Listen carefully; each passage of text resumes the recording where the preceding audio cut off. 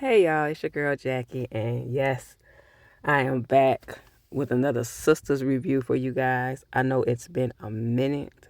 Your girl has been on hiatus for a hot second. Y'all, life has just been lifing and keeping me busy. So I haven't had time to get on here like I have been wanting to. But don't end trip. Your girl is back, and I promise to start getting y'all this content out more often, okay? But anyway, for those of y'all that follow me on YouTube already, y'all know that I've posted that I'm going to be dropping 4 videos um, in the next couple of days. So my first one obviously is Sisters. I'm gonna be dropping this one, and then after that, I'm going to do Beyond the Gates, and then I'm going to do one for Divorced Sisters and for the Shy. And in the coming weeks, I will be dropping videos for Bel Air and also for Power Book 4 Force. Because, we getting ready to come up on the final season of Tommy's show. And, I'm going to talk about that.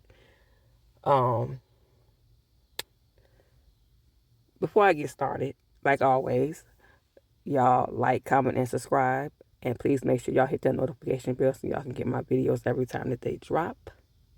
And without further ado, y'all, let's get into this video. Now,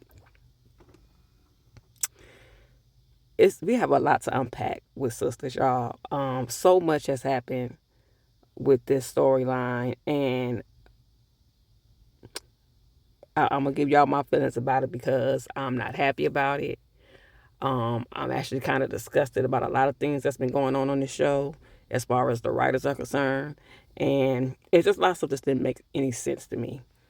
For y'all to have this woman, Karen, I'm just gonna start off with Karen, to be pregnant all these seasons, going back and forth about who the father is and all this nonsense, and when we already knew Zach was the father of their child, or one of them, however many she had, we knew Zach was the father of one. To turn around and have her lose Zach's child, basically just to make a fan base happy, it's absolutely ridiculous to me.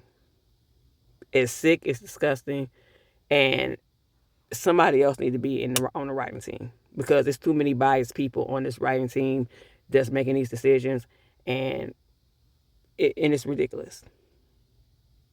If y'all was gonna tell this story, if y'all was gonna bring to light or put on screen what black women go through during labor and delivery, y'all could have did it without having this woman lose her child. It's just, I just don't like that y'all. To me, I feel like y'all use this storyline to take people's mind off of the fact that y'all were killing this woman's child off to please the fan base, because you wanted Zach and Fatima to not have no connection to Karen, because that's the only reason that y'all did that. Don't get it twisted. Y'all didn't do it because y'all wanted to bring notice to what black women go through in the hospital when they're going through labor and delivery. We all know what happens when we go in there in labor and delivery. And the way that y'all did this, the way that y'all wrote this, and had this man being belligerently just disrespectful and racist and negligent, it's not going to happen like that in real life. Y'all were doing too much to try to make it obvious that this man was being racist and negligent because this woman was black. You didn't even. It's just lazy writing. It's lazy as hell. You didn't even have to do all that. It made it unbelievable to me. And I don't know. I don't know why people don't want to say that and don't want to just come on and say that. It was amateur. Period. I could have wrote a better story than this. I could have told this story a whole lot better because I've lived it.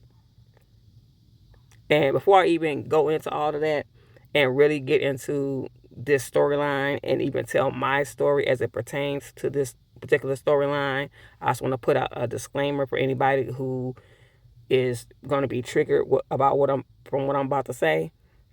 You're more than welcome to go ahead and click off, and if it's too heavy for you, I completely understand. So this is your moment to go ahead and click off. For everyone else that's staying around, this particular storyline is heavy for a lot of people, especially a lot of women that have gone through this. And fortunately for me, I was able to walk out of the hospital with my child. I went through something similar that Karen went through, like literally everything that she was going through. I went through, minus I wasn't doing all the throwing up and all that stuff that she was doing, and I didn't catch no fever. But I was in an extreme amount of pain that I didn't know that I wasn't supposed to be in. It being my first child, mind you, I was about 15 years younger than what Karen Ebony is portraying on this TV show. I think that Cameron's character is about 35, 36 or something like that on this show. And I was about 20 years old when I had my first child. And the complications that I was going through during labor and delivery, I didn't have any complications while I was carrying the child or during the 9 months that I carried my son. But when I went into labor, I actually had went in the night before on the 14th of December.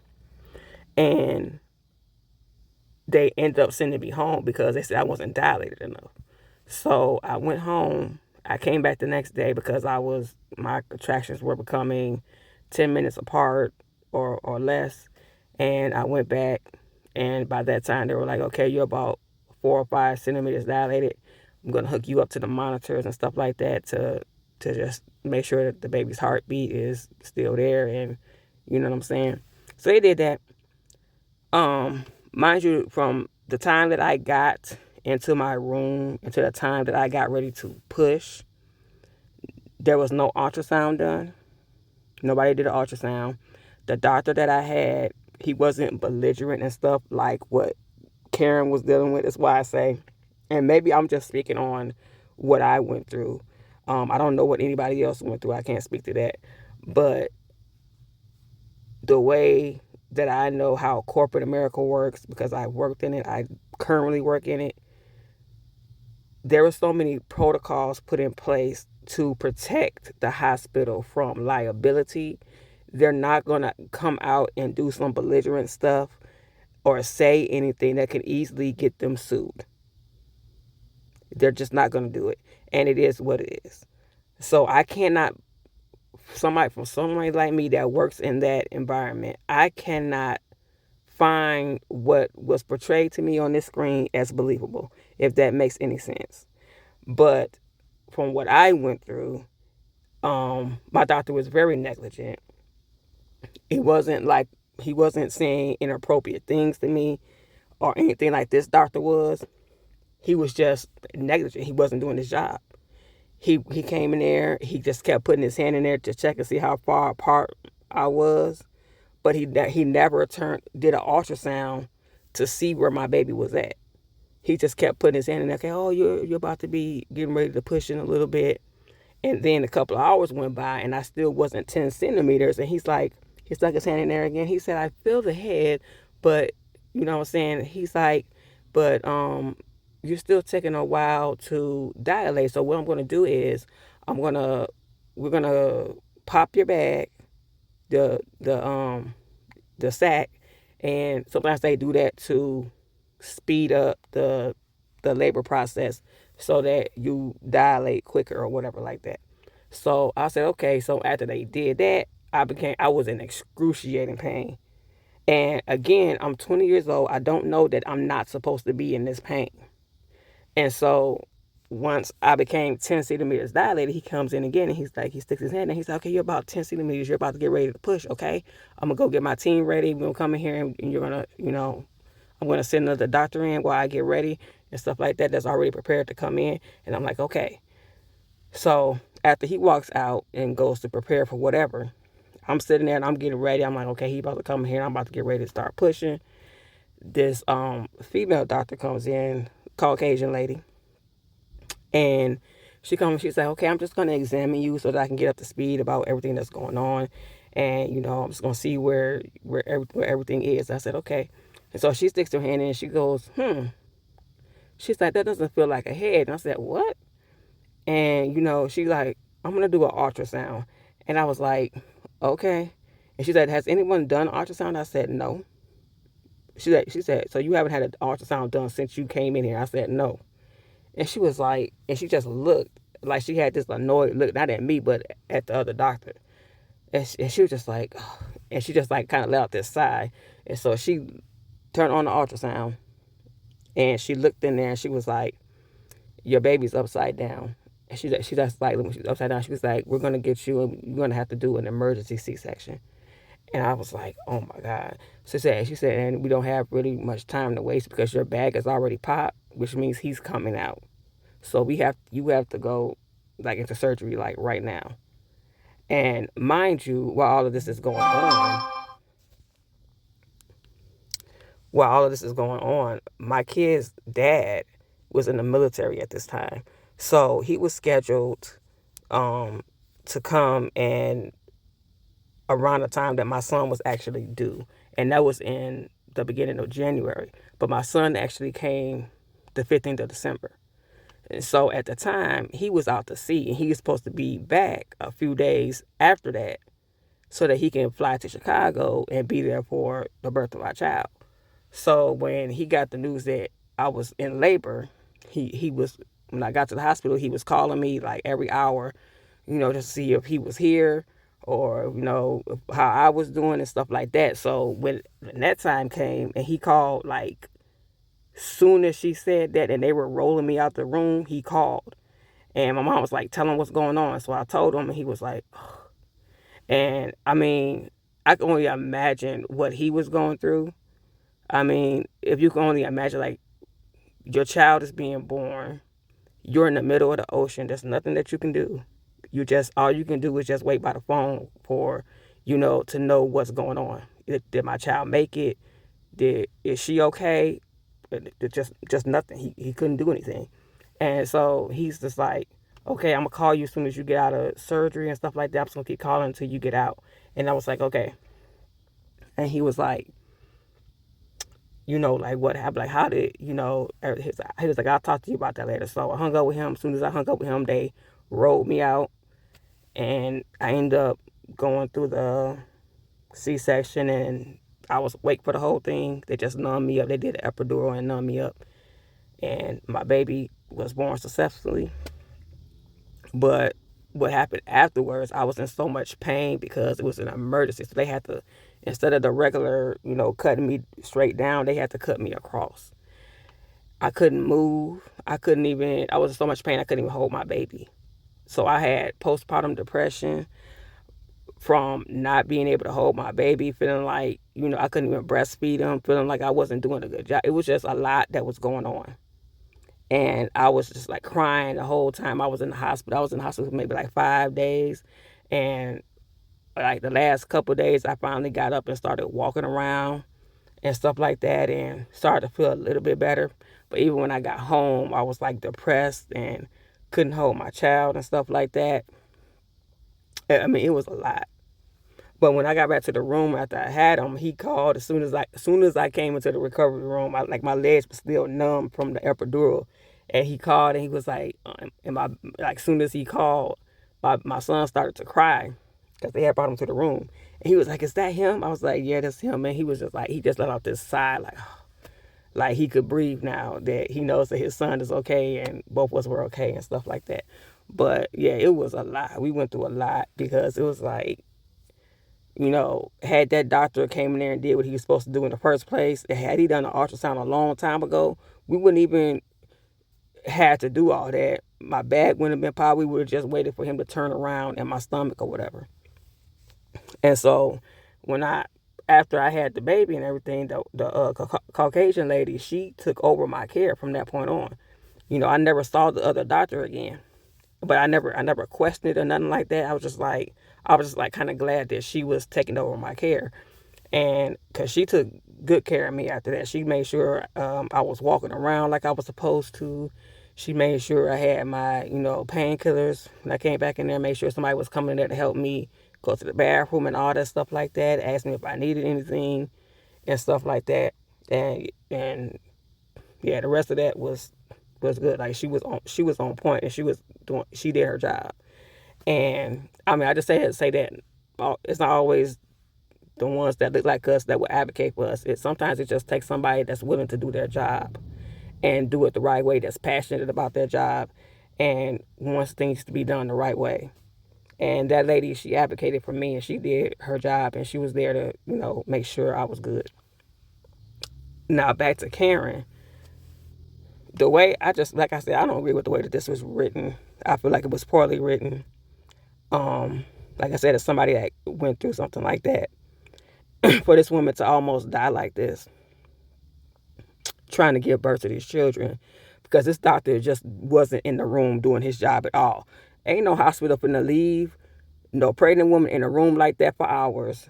It's just not gonna happen. That's that. Like the writing is given amateur. It's given inexperience.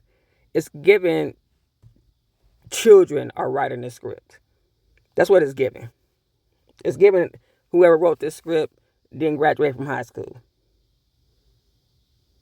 That's what it's given.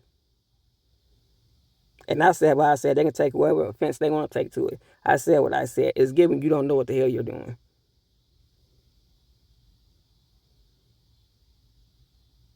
It's given my 8-year-old could have wrote a better script than this. That's what it's given. With crayons. Like it's ridiculous. Why did we need to see Zach walking in on Andy naked? That was the most pointless scene throughout these 4 episodes that I can even think of. Why did we need to see that?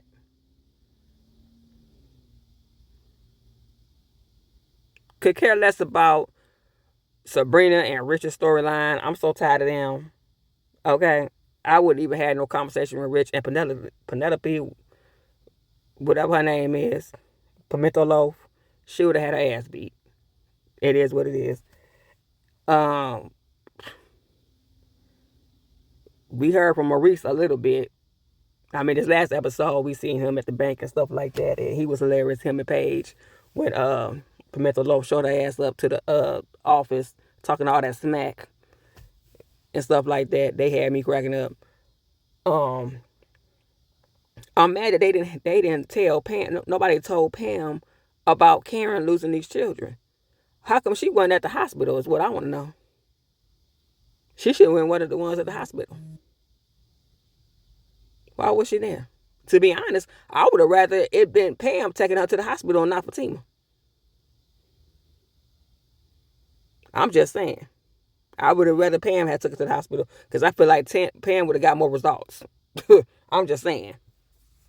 Pam would have tore the hospital up. So, I mean, what are we doing?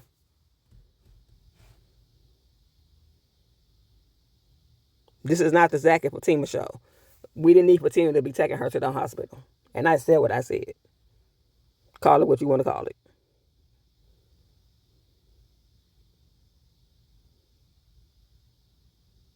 I feel like the writers only did that because they didn't want Zach around when she went into labor to be the one taking her to the hospital and all that stuff like that. Because they childish. And it is what it is. And pathetic. I said it.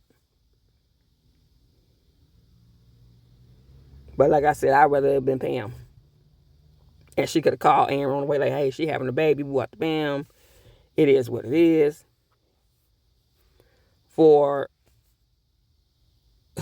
And another problem I got is why did we not see that one scene with Zach holding him and Karen's child? Yeah, we got to see him talking to Fatima about it after the fact and talking about how he held her and stuff like that, but we didn't actually get to see him hold that child. Why? We got to see Karen hold her. Why didn't we see Zach hold her and saying goodbye to his child?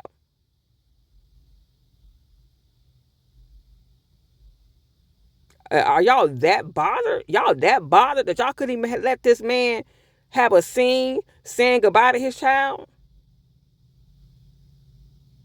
Y'all kind of touched, ain't y'all? Like, it's getting to the point where it's being ridiculous. Like, y'all don't want this man to have, he already didn't have no, pretty much nothing to do with the child while she was pregnant.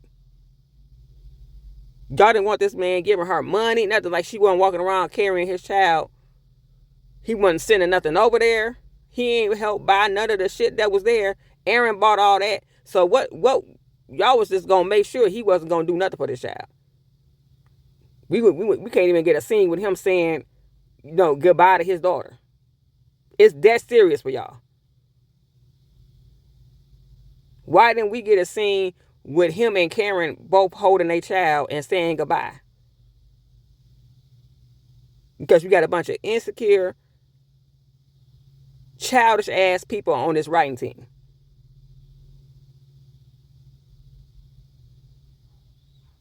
Why didn't we see Aaron getting to hold his child when the baby came out and being relieved that his child was the one that was alive? What are y'all doing? Like, it's just so much of this stuff that just didn't make no sense, that it's just ridiculous. And now y'all got this woman going through postpartum depression. And we got stupid ass fans talking about she only acting like that because it was Zach's child. Whether it was Zach's or Aaron's, it's her child, dumbass. It's her child, regardless of whose child it was. She lost her child. Are y'all okay? Y'all cool? Because it don't seem like it. Everything ain't about Zach. That woman lost her child that she carried for 9 months. Zach ain't carried that damn child. She did. She gave birth to a stillborn. Why is y'all trying to make this about Zach? Y'all got to be about 13, 14 years old saying stupid shit like this out your mouths. And then fixing y'all fingers to type this shit on the internet. Go y'all asses to bed or something. Go touch grass somewhere or something, because y'all getting ridiculous at this point. But I'll tell you what, writers, since y'all went ahead and y'all pulled this bullshit and had this woman lose her child, get Fatima and Zach off of this damn show. I'm tired of seeing their asses. They ain't got no more connection to be on this show. There's no more relevance for them on this show. Get their asses off the show. They got their own show. Leave their asses over there. Because I'm tired of seeing them. Since y'all then broke whatever ties he had to Karen, he ain't got no ties to nobody else on this show. Let them be over there on their own damn show.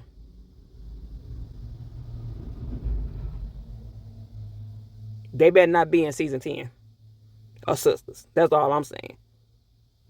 They better not be in it. And I said what I said. This is not the Zach and Fatima show. This is Sistas. And I'm tired of y'all giving them all this screen time on this show. This is not their show. Put them on that other show that they didn't deserve. Okay? Yeah, I said it. I said that too. Put them over there, because I'm tired of it.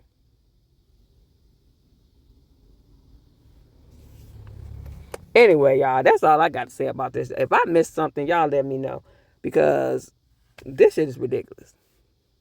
Because I already told y'all I'm about at the end of my rope with this damn show. And it is what it is. If y'all get another review out of me about Sistas, it'll be a miracle. I'm just letting you know. It is what it is. But anyway, y'all, like I always do, make sure y'all like, comment, and subscribe, and make sure y'all hit that notification bell so you can get my videos every time that they drop. And I will see y'all when I see y'all. Thanks for listening.